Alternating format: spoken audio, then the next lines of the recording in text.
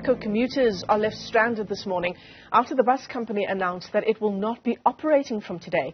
This disruption is apparently due to diesel shortages as a result of an unpaid subsidy by the Gauteng government. Putco spokesperson Lindokuhle Xulu says the company is working closely with government to ensure that payments are processed as soon as possible.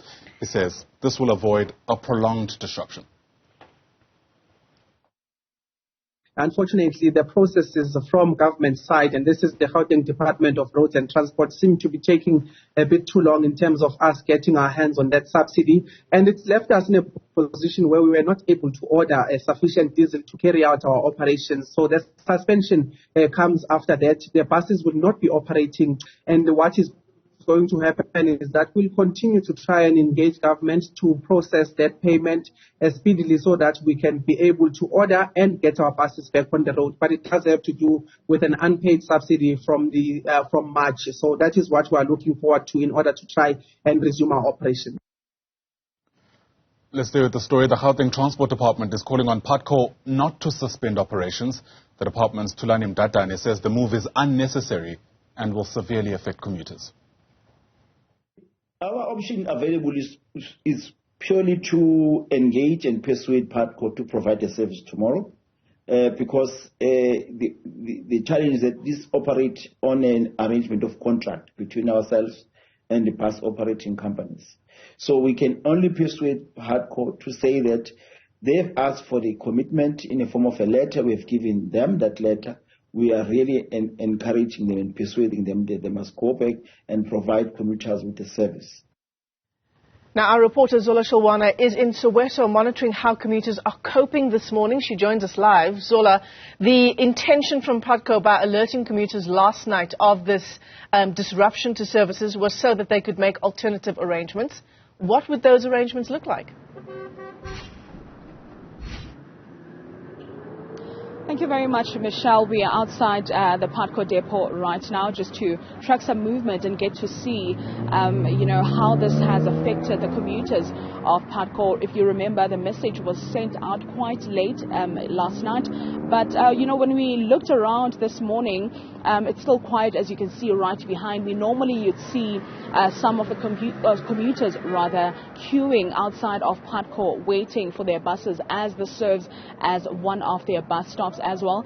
We haven't been seeing any movement as of yet, assuming that maybe from 6:30 or 7 o'clock then you will then start seeing people. We saw people catching taxis earlier on, and when we got to speak to them, unfortunately we couldn't catch them for an interview because they were rushing to work. They then indicated that they received notification from Putco last night that their services will be suspended until further notice due to diesel shortages. And it is also said that this is not the first time an inconvenience of this sort happens.